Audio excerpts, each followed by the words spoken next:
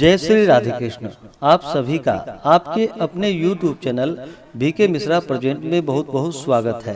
आइए आज आप सब जानेंगे वैशाख मास शुक्ल पक्ष में मोहिनी एकादशी का व्रत जो कि वर्ष 2024 में कब धारण किया जा रहा है।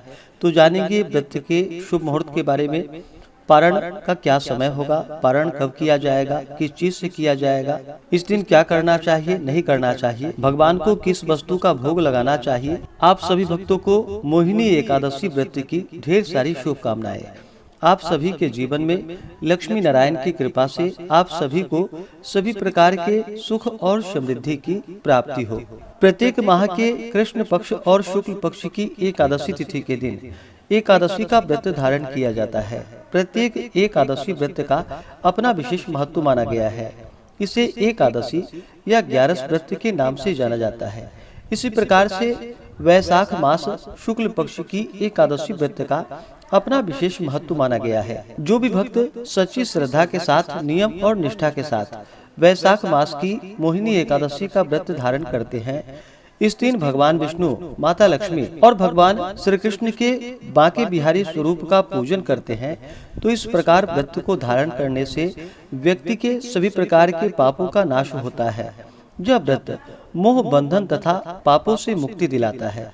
सीता माता की खोज के दौरान भगवान राम ने तथा महाभारत काल में युधिष्ठिर ने भी मोहिनी एकादशी का व्रत धारण कर अपने सभी दुखों से छुटकारा पाया था। यह सभी प्रकार के पापों को नष्ट करने वाली है तथा इस व्रत को धारण करने से अनेकों गोदान का पुण्य फल प्राप्त होता है। जो भी भक्तजन एकादशी का व्रत धारण करते हैं, उन्हें एकादशी व्रत के लिए जो कि दशमी के दिन से ही व्रत में नियमों का पालन करना चाहिए। दशमी तिथि के दिन सूर्यास्त होने से पहले ही भोजन ग्रहण कर लेनी चाहिए। दशमी, एकादशी और द्वादशी इन 3 दिनों तक शुद्ध और सात्विकता का पालन करना चाहिए।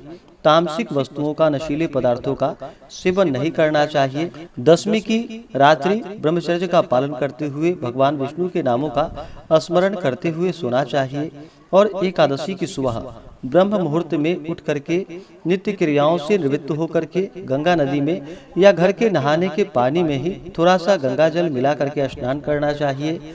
शुद्ध वस्त्र धारण करके व्रत का संकल्प लेना चाहिए। भगवान विष्णु, भगवान श्री कृष्ण से प्रार्थना करनी चाहिए कि हे भगवान, आज मैं मोहिनी एकादशी का व्रत धारण करने जा रहा हूँ या करने जा रही हूँ। इस प्रकार से भगवान से प्रार्थना करें कि यह व्रत मेरा निर्विघ्न पूरा हो और हमें पुण्य फलों की प्राप्ति हो। हमारे सभी प्रकार के दैहिक, दैविक और भौतिक पाप नष्ट हो जाएं। इस प्रकार से भगवान से प्रार्थना करनी चाहिए। और एकादशी तिथि के दिन सुबह और शाम के वक्त पूरे विधि विधान के साथ भगवान विष्णु, माता लक्ष्मी और भगवान श्री कृष्ण के बांके बिहारी स्वरूप का पूजन करना चाहिए।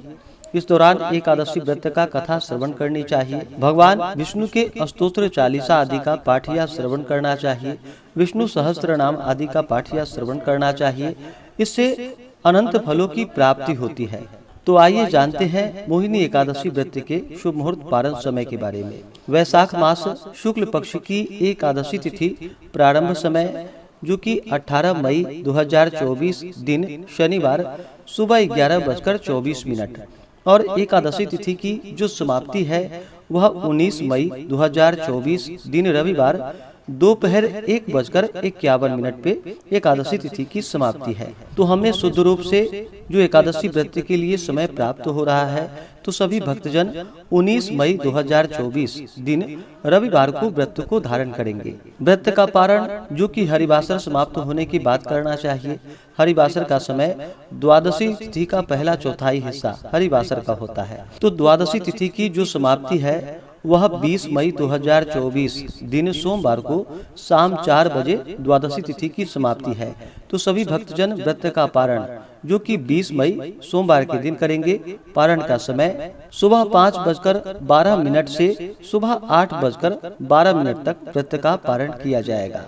मोहिनी एकादशी व्रत का पारण जो कि कुशोदकेन पारणम यानी कि कुशा के जल से व्रत का पारण किया जाएगा।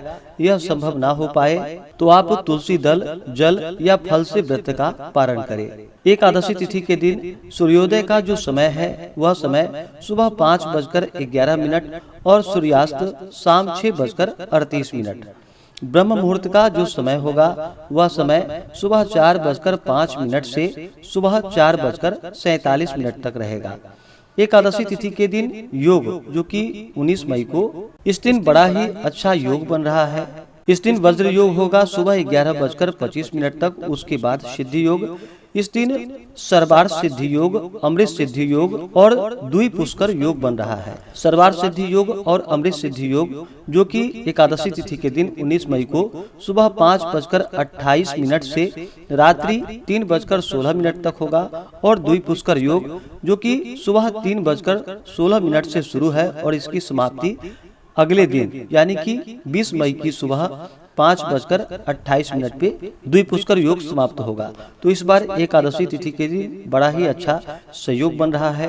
तो इस दिन व्रत को धारण करना जो कि अनंत फलदायी होगा। 19 मई को राहु काल का समय शाम 4:57 से शाम 6:38 तक होगा। और 20 मई को राहु काल का समय सुबह 6:51 से सुबह 8:32 तक होगा। राहु काल समय के दौरान कोई भी शुभ कार्य या नया कार्य नहीं करना चाहिए, इस बात का ध्यान रखिए। जो भी भक्तजन व्रत को धारण करने वाले हैं उन्हें इस दिन भगवान विष्णु, माता लक्ष्मी और भगवान श्री कृष्ण के बांकी बिहारी स्वरूप का पूरे विधि विधान के साथ पूजन करना चाहिए। इस दिन गंध, पुष्प, धूप, दीप आदि से भगवान की पूजा करनी चाहिए।